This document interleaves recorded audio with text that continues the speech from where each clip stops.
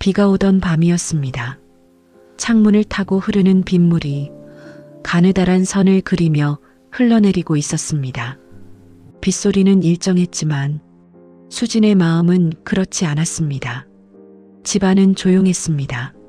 너무 조용해서 오히려 숨이 막힐 정도였습니다.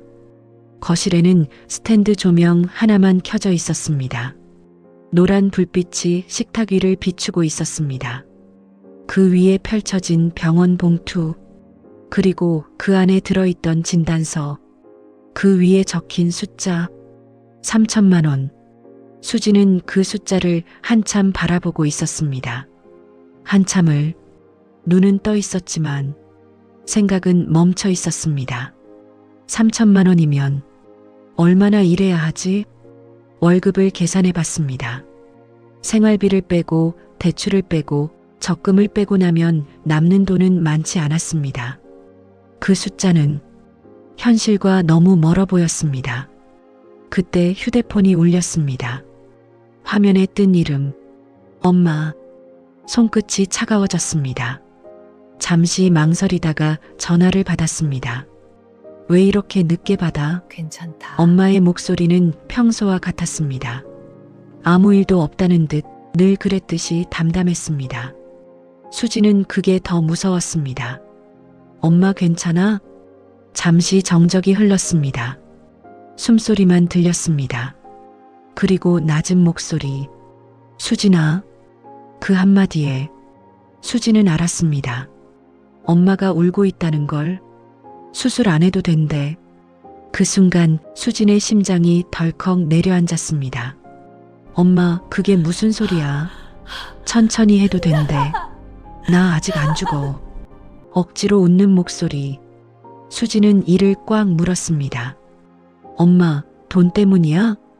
전화기 너머로 작은 숨소리가 들렸습니다. 그리고 아주 작은 울음. 너 시집살이도 해야 하고 사돈댁 눈치도 봐야 하고. 그 말이 떨어지는 순간 수진의 눈물이 터졌습니다. 엄마, 왜 그런 생각을 해? 고함이 거실에 울려 퍼졌습니다. 방문이 열렸습니다. 남편 준호가 서 있었습니다. 무슨 일이야? 수지는 대답하지 못했습니다. 눈물만 흘렀습니다. 그날 밤 수지는 처음으로 결혼을 후회했습니다. 내가 결혼만 안 했어도 엄마가 저런 말은 안 했을 텐데. 며칠 전 병원 진료실, 의사의 목소리는 차분했습니다. 암입니다. 수술을 서두르셔야 합니다. 그 말이 떨어지는 순간 수진의 귀가 멍해졌습니다. 정희는 의자를 꽉 잡았습니다. 몇 기입니까? 초기이긴 하지만 빠를수록 좋습니다. 수술비는요? 의사는 서류를 넘기며 말했습니다.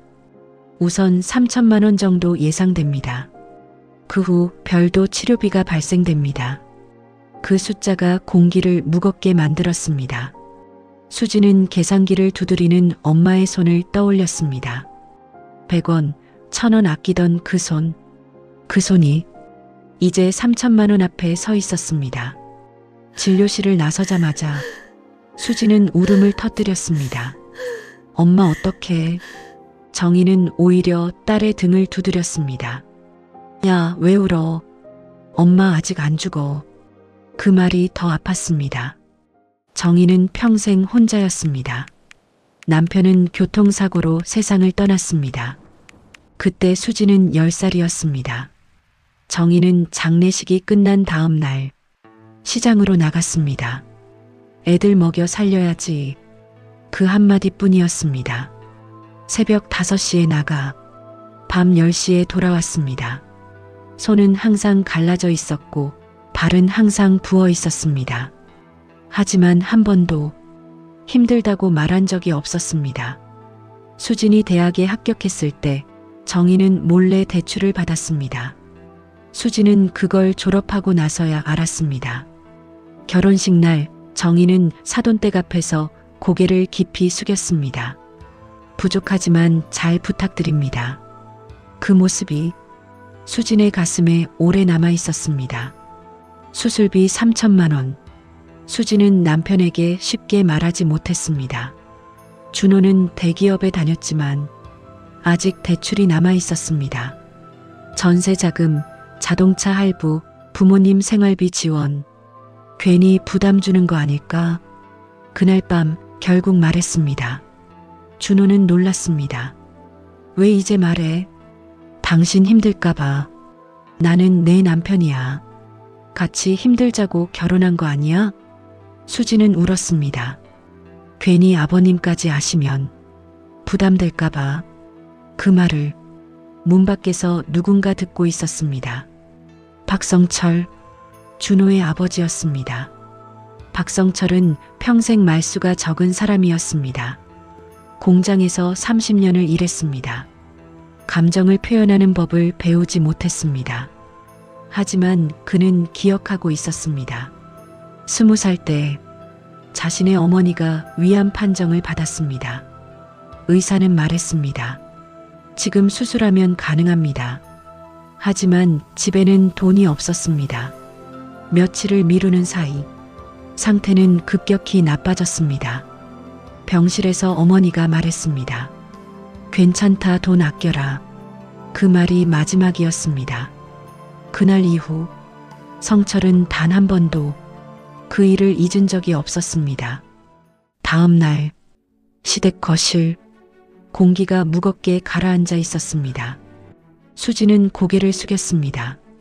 아버님, 괜찮습니다. 저희가 알아서. 그 순간 성철이 처음으로 목소리를 높였습니다. 괜찮긴 뭐가 괜찮아. 모두가 놀랐습니다. 그의 눈이 붉어져 있었습니다. 아픈 사람이 돈 걱정부터 하는 게 정상이냐? 아무도 말하지 못했습니다.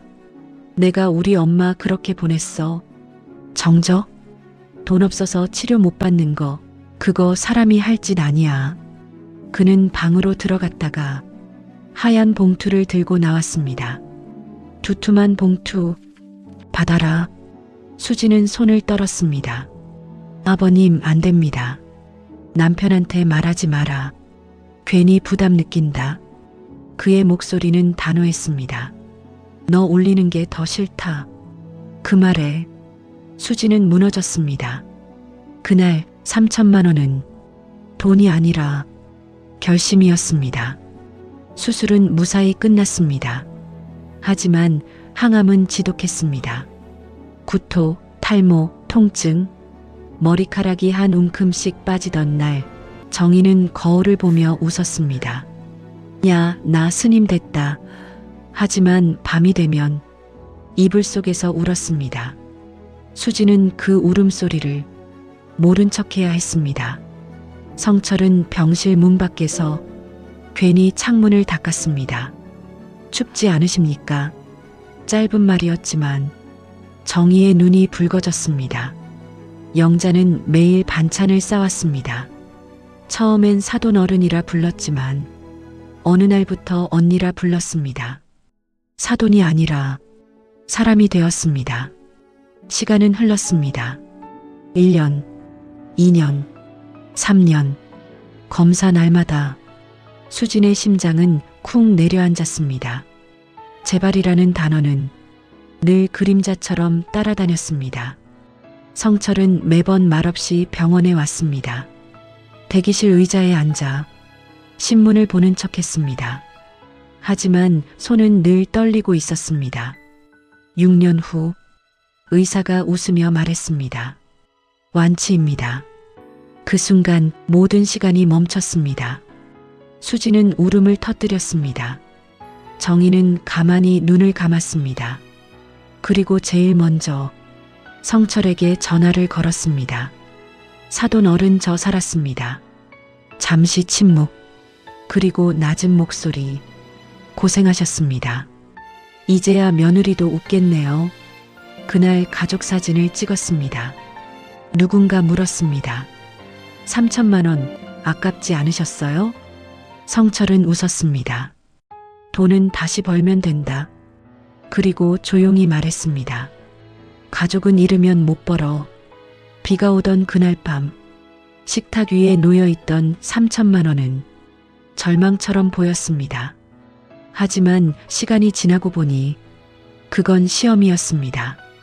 누군가는 돈을 냈고, 누군가는 용기를 냈고, 누군가는 과거를 이겨냈습니다. 3천만 원은 사라졌습니다. 하지만 그날 이후 두 집은 진짜 가족이 되었습니다. 어쩌면 가족이란 피가 섞이는 게 아니라 누군가의 아픔을 함께 짊어지는 일인지도 모릅니다. 지금도 성철은 묻습니다. 밥은 먹고 다니냐? 수지는 웃으며 대답합니다. 아버님, 또 그 말이에요. 하지만 그 말 속에는 6년의 시간과 한 사람의 선택이 담겨 있습니다. 돈은 다시 벌 수 있습니다. 하지만 사람은 다시 오지 않습니다. 그리고 어떤 선택은 한 사람을 살리고 한 가족을 만듭니다.